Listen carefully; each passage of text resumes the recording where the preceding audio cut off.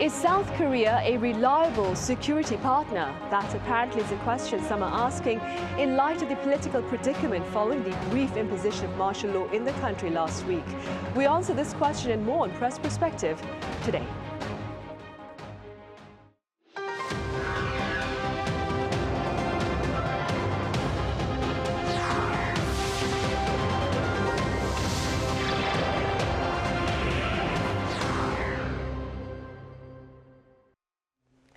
Welcome to Press Perspective for this Wednesday, December 11th here in South Korea. I'm Min Sunhee. Questions over the leadership vacuum here in South Korea and its related consequences are mounting. For more on this, I have Walter Sim with the Straits Times over in Tokyo. Walter, welcome back. Thank you for having me. I also have Fabian Kretschmer with the German press agency based here in Seoul. Fabian, it's good to have you with us. Hello. Right, Walter, we'll start with you. You recently worked on an analysis article about Seoul's reliability as a security partner, especially in light of the brief attempt here at martial law. Let's begin with the gist of your coverage.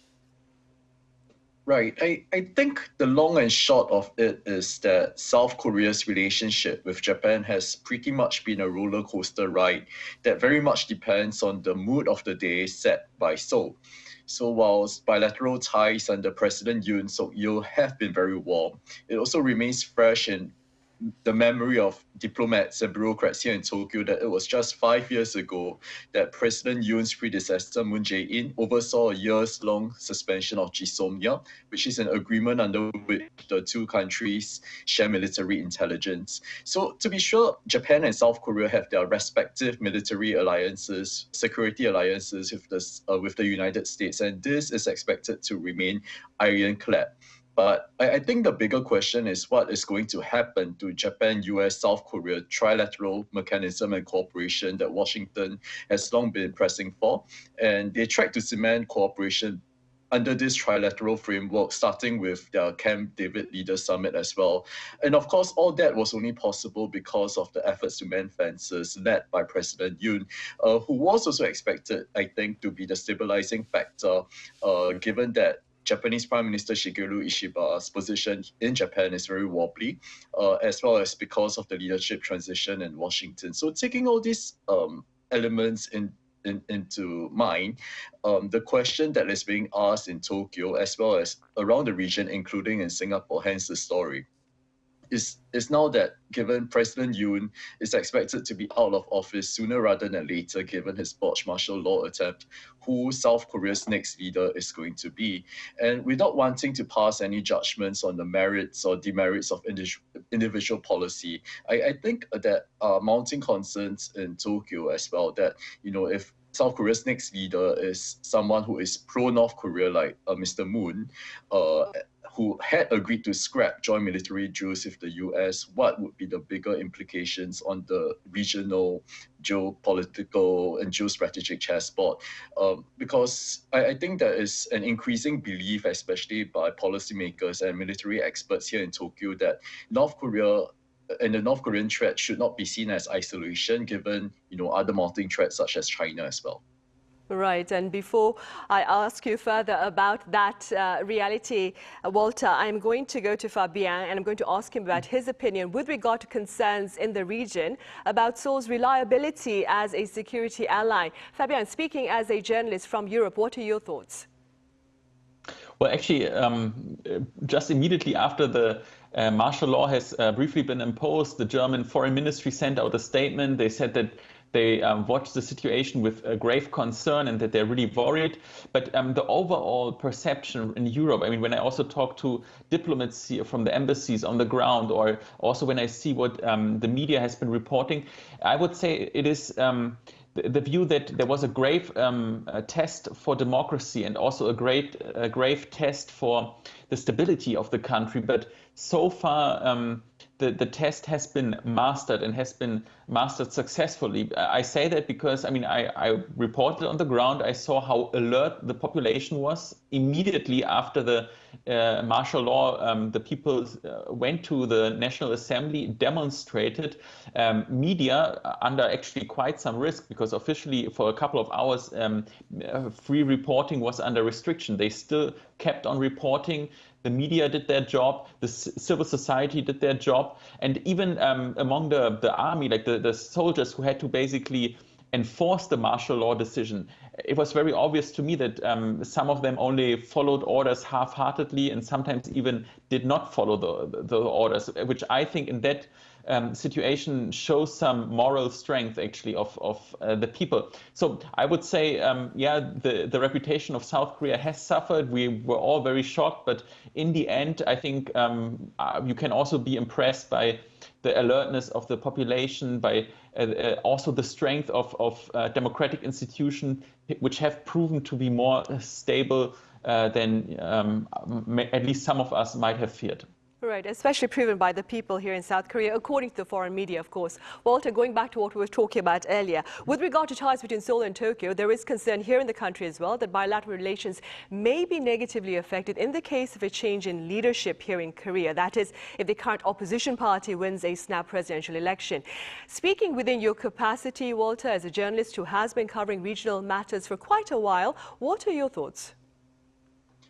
Yes, I do agree that these concerns are extremely real, even amid bustling travel and people-to-people exchanges between the two countries. And the botched martial law attempt has meant that Japanese companies are now very busy updating or refreshing their business contingency plans, especially since memories of 2019 when there was a mass boycott of Japanese products in South Korea remain very fresh in many minds. And that boycott had hit brands from Muji to Uniqlo as well as beer brands like Asahi, and they were drastically affected. I think there was a point where exports to South Korea was virtually close to zero as well. Of course, that is something different. It was sparked by a bilateral trade dispute, but there's no telling what is going to happen next, especially if the next government chooses to raise historical issues again. And the thing is that there are a lot of opportunities for the next government to do so if it wants to, especially since 2025 is going to be the 80th anniversary since the end of World War II. And so I probably would not be so surprised if anti-Japanese sentiment were to spike around August. Mr. Ishiba has also said that Japan-South Korea relations are going to be very unpredictable going forward. And that is not a good sign, especially since next year will be the 60th anniversary of the normalization of bilateral ties, as we have discussed before. It's not lost in Tokyo that the impeachment motion against President Yoon that failed to pass last week had also included a line accusing Yoon for appointing people who generally were pro-Japan as well. So I think that there is a lot of cause for concern there. Right, and Walter, staying also in Japan, what appears to be the tone of the Japanese media with regard to its coverage of the political turmoil here in South Korea? I think the tone has generally been very fair, with a lot of straight and neutral reporting of the fast developing chain of events. And as Fabian mentioned earlier, there is also a lot of respect for how strong the democratic institutions are in Korea, as proven by this incident and as proven by how the people are willing to voice the opposition towards martial law. But beyond that, there is also a sense of exasperation that I think has similarly permeated Western media coverage as well. So some of the adjectives that Japanese media have used to describe the declaration include things like unjustified or absurd, reckless, senseless, among other adjectives. So many reports also are discussing and looking at the big picture impact and how this turmoil would risk raising tensions in East Asia and complicating bilateral ties. So Mr. Ishiba, as we spoke about last week, was intending to visit Seoul in what would have been a significant trip to mark the bilateral milestone of 60 years of ties. And that would also have been his first bilateral destination since taking office. But of course, that is most likely than not going to be happening. Right, very uncertain there. Fabian, you've been covering the political instability here in Korea for many German media, including Deutsche Welle. I've watched a couple of your reports for that media agency, and a common question posed to you right after the events of December 3rd appeared to be why? Why was there a declaration of martial law? Now, Fabian, based on your ongoing coverage, do you happen to have a clearer response? Well, I can try my best, but that's really the $1 million question. And I'm sure that many Koreans are also are grappling with that question, and they also don't know exactly the reasons, because it doesn't seem a very rational decision. It does not seem a very, really, I mean, it was more like an emotional decision, in my opinion. So how did Yoon Suk-yeol explain his decision? He first mentioned pro-North Korean forces and basically indicated that there might have been an external threat. And I mean, that has clearly not proven to be true. I mean, when you ask military commanders who are stationed in the inter-Korean border, they said there were no unusual signs detected, so there was nothing unusual from North Korea. So the whole situation domestically is complicated. You have an opposition that is, I mean, there's not much willingness for compromise, and it is very difficult to pass laws. And I understand the frustration there, but that clearly is nothing new. That has always been the modus operandi, that you have a very polarized political landscape here in South Korea. So I would also argue that we have to understand the domestic situation of Yoon Suk-yeol. First of all, he was under immense pressure. There were corruption allegations against his wife. The popularity rate of Yoon Suk-yeol was really low. And then also, if you look at his biography, I mean, he has not been a politician for long, and has mostly been a prosecutor. And so maybe he was also could not deal with the immense pressure that you have as a politician in South Korea, that of course media will go against you, that your public life is also exposed, and there's a lot of criticism. So maybe there was also an emotional aspect to it, that he really snapped and then made this decision without so much careful planning. But I mean, that is really my speculation here. I'm really only trying to come to terms with it, because I don't have a very clear answer, as you can see. But definitely there was a president who acted deeply isolated, and maybe to some degree also a little bit paranoid. Fabian, you continue to cover this story from the ground, of course, and now there is much question about who is in charge of South Korea at the moment, especially following ruling party leader Han Dong-un's assertion this past Sunday that the president is refraining from state affairs, including diplomacy. What more can you tell us? Yeah, that's really an interesting statement that Han Dong-un said, because technically, by constitution, he is not, I mean, he's not in the power of making that statement. There's no other than Yoon Suk-yeol himself. I mean, he cannot just give his power away if he does not step down or is getting impeached. So technically, Yoon Suk-yeol is still in power, but de facto, pragmatically, maybe he's not in charge anymore. I mean, that was basically the headline or the question that all the media, the foreign media, was asking.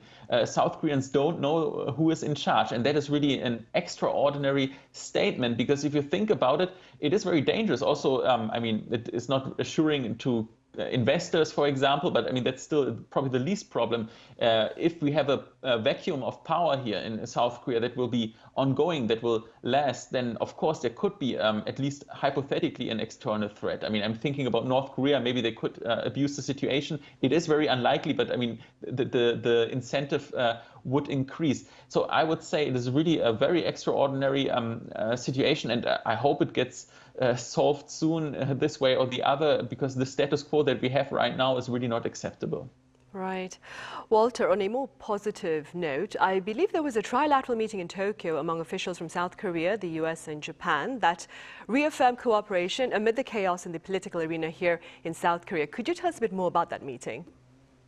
Yes, that is true, and the meeting did take place on Monday, but I'm sorry to dash your hopes for a more positive conclusion, because I think it's only to be expected that the three countries and their senior officials are going to put on a brave face in spite of the rapidly unfolding situation.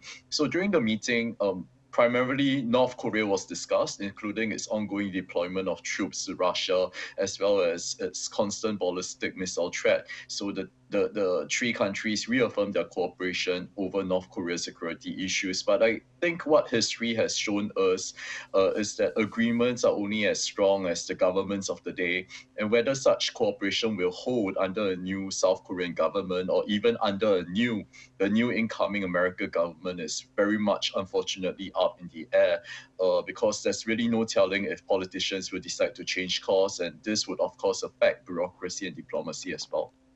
Right. So, Fabian, as Walter just said, in about 5 weeks' time, South Korea's top ally, the US, welcomes the second Trump administration, which is promoting an America First policy in terms of security and trade. What challenges does South Korea, for its part, look to face in the case of a prolonged political turmoil? Well, yeah, several, but let me just give you the latest. I mean, we know that on Saturday, another impeachment motion will be brought to the National Assembly, and it is expected that the ruling party, at least more parliamentarians, will indeed vote. I mean, I don't know how they will vote, but I would say, at least from what we know right now, that it is not unlikely that this time this impeachment motion could pass, and that would then set an ongoing process that the prosecution will look at the case, and of course it could take several months. So it's not a solution that will be done by tomorrow, but at least we would have some clarity, or maybe there could be a resignation by Yoon Suk-yeol.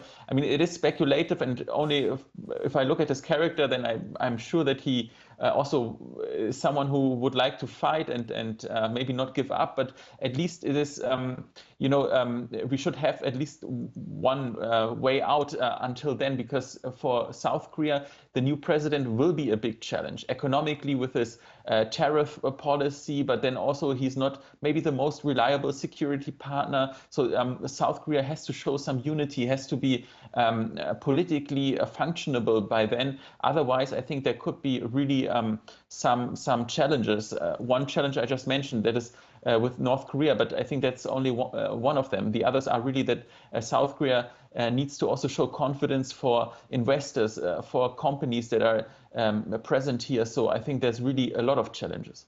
Right, a lot of challenges. And staying with that, Walter, what are your thoughts? How many challenges does Korea look to face in the case of a prolonged political standoff in the country? Well, where do I even begin? I think there would be really a lot of challenges awaiting South Korea if the ongoing situation ends up being prolonged. And I think the view here from Japan is that it really hopes that the situation could settle down soon, or at the very least there could be some clarity as to what the way forward in Korea is going to be, so as to enable enable Japan policymakers as well as policymakers, diplomats in both countries to find a way forward, especially looking at the milestone year for bilateral relations that is next year. And of course, in the security dimension, there is a lot of room to work together in North Korea affairs, as well as the looming China threat as well. And I think there is cautious optimism, but a lot of pessimism here in Tokyo over the prospects of future Japan-South Korea relations. Well, like as you said, hopefully we'll find a way forward then. All right, Walter, thank you so much for taking my impromptu question as well. And Fabian, as always, thank you very much for your insights. Right, well, that is all the time we have for this edition of Press Perspective. We have more on the foreign media coverage of the political predicament here tomorrow. Join us then.